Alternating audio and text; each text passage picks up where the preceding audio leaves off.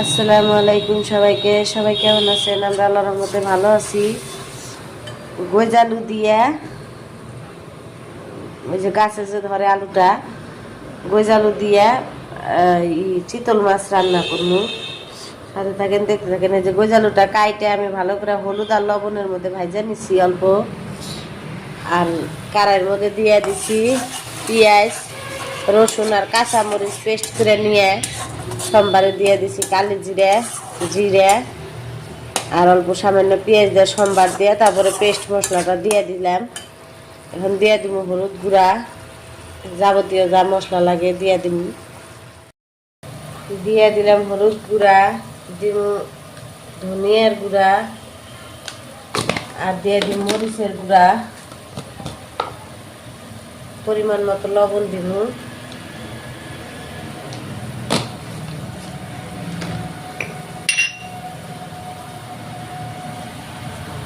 দিয়ে দিলাম। এটা মশলাটা ভালো করে কষিয়ে নিব।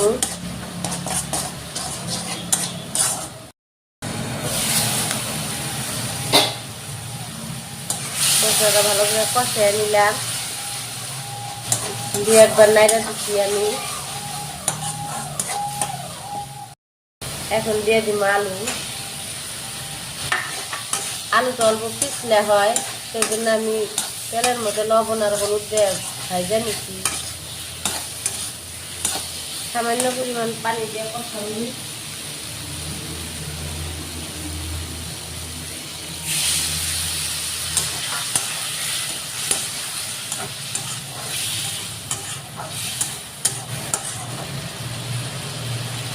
ঢেকে দিলাম। দেখি কি অবস্থা। এই আলুটার বহুত নাম আছে, কেউ কেউ বলে গজালু, কেউ কেউ বলে মাছ আলু, কেউ কেউ বলে সাহেব আলু, এক একটা এক ধরনের নাম। আমরা তো গজালুই কই।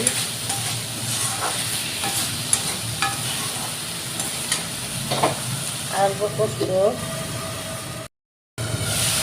টমেটো দেওয়া ভুলে গেছিলাম, কিছু টমেটো দিয়ে দিব।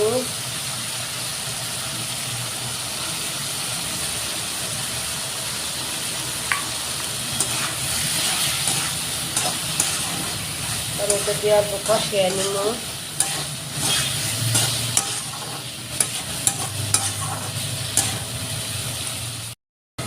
দেখেন টমেটো দিয়ে ভালো করে কষিয়ে নিচ্ছি অল্প।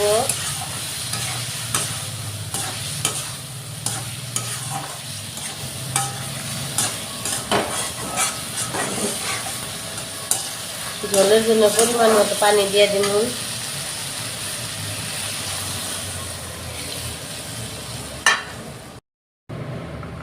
দেখি কি অবস্থা।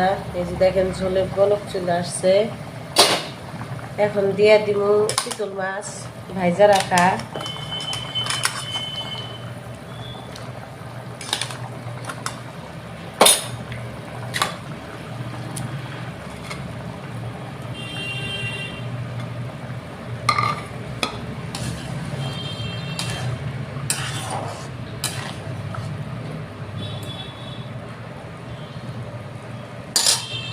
ভাইজা দিলাম অল্প।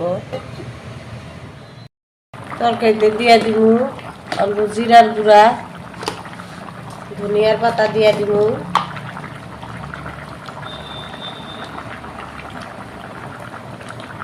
জিরার গুঁড়া দিয়ে দিলাম, ধনিয়ার পাতা দিয়ে নামিয়ে নিব। অল্প পরে ধনিয়া পাতা দিব।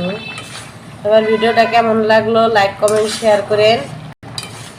আমার ভিডিও ভালো লাগলে পেজটা ফলো করে দিয়েন। ধন্যবাদ কষ্ট করে ভিডিওটা দেখার জন্য। আসসালামু আলাইকুম, আল্লাহ হাফেজ। অল্প পরে আমি ফাইনাল লুক দেখাই কেমন হয়েছে। ধনিয়ার পাতা দিয়ে দিব।